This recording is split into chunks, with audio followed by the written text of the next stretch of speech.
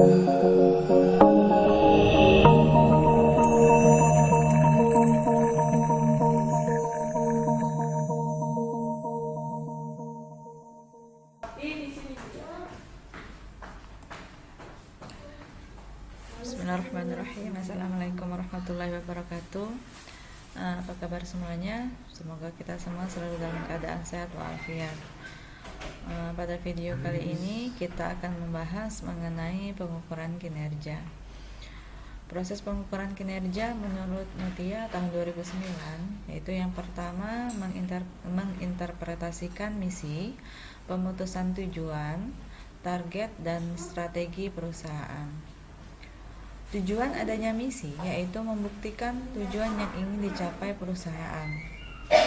Sedangkan target ialah tujuan perusahaan yang telah diutarakan secara akurat dengan dilengkapi jangka waktu yang transparan. Dan strategi merupakan skema yang dipakai agar tujuan dan target perusahaan tercapai. Proses yang kedua yaitu pemutusan dan pengembangan indikator kinerja. Indikator kinerja ini merupakan objek yang nantinya diakumulasikan dan ditakar dan menunjuk penilaian kinerja yang tidak langsung. Selanjutnya, penilaian kinerja dan pengulasan hasil pengukuran.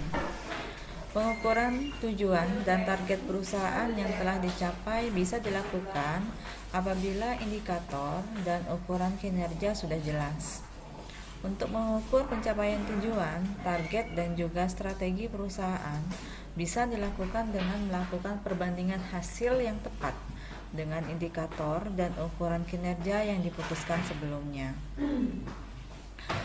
Selanjutnya, penjabaran hasil dengan resmi.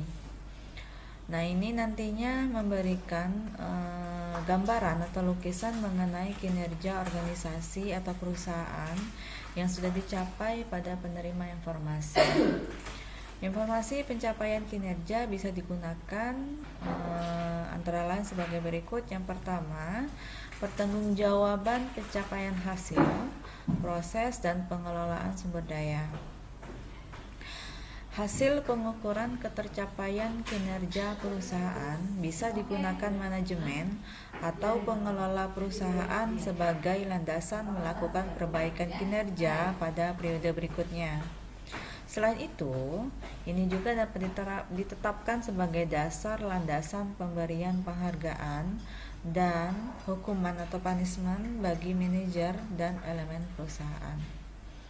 Yang kedua, feedback. Pengukuran kinerja dilaksanakan dalam kurun waktu tertentu dan bisa menilai ketercapaian kemajuan perusahaan.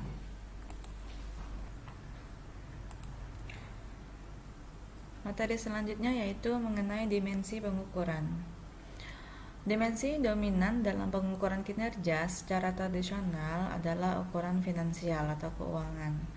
Pengukuran kinerja modern menggunakan dimensi yang lebih operasional.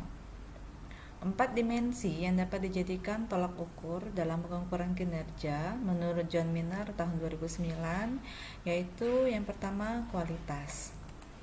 Yang termasuk kualitas yaitu tingkat kesalahan, kerusakan, dan kecermatan. Yang kedua yaitu kuantitas, yaitu jumlah pekerjaan yang dihasilkan. Yang ketiga, penggunaan waktu dalam bekerja, yaitu tingkat ketidakhadiran, keterlambatan, waktu kerja efektif per jam, kerja hilang. Dan yang keempat, kerjasama dengan orang lain dalam bekerja. Ukuran kinerja yang baik, yang pertama yaitu relevan, dapat dipahami. Selanjutnya timely, yaitu memiliki ketersediaan informasi dengan frekuensi yang cukup. Selanjutnya dapat dibandingkan, andal, dan cost efektif. Jenis-jenis ukuran kinerja yang pertama hard vs soft measure. Ukuran hard adalah fakta orisinil yang dapat langsung diukur. bersifat kuantitatif, contohnya waktu dan biaya. Sedangkan ukuran soft adalah kondisi abstrak yang hanya bisa diukur secara tidak langsung, bersifat kualitatif, contohnya kepuasan konsumen. Yang kedua, finansial vs non-financial measure. Ukuran finansial menggunakan nilai moneter, contohnya margin, value added, dan turnover of capital atau perputaran modal.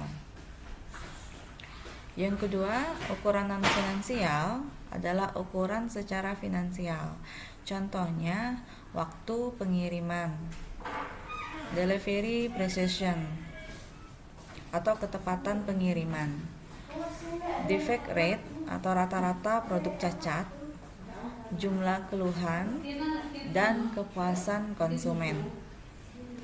Yang ketiga, result vs process measure. Ukuran proses adalah ukuran berupa ciri penting suatu proses yang dianggap memiliki pengaruh terhadap hasil kerja. Contohnya jumlah pertemuan dalam tim lintas departemen atau antar bagian. Ukuran hasil umumnya berupa jumlah perubahan yang dapat diterapkan. Dan yang keempat yaitu measure defined according to purpose, yaitu pengukuran kinerja berdasarkan tujuannya.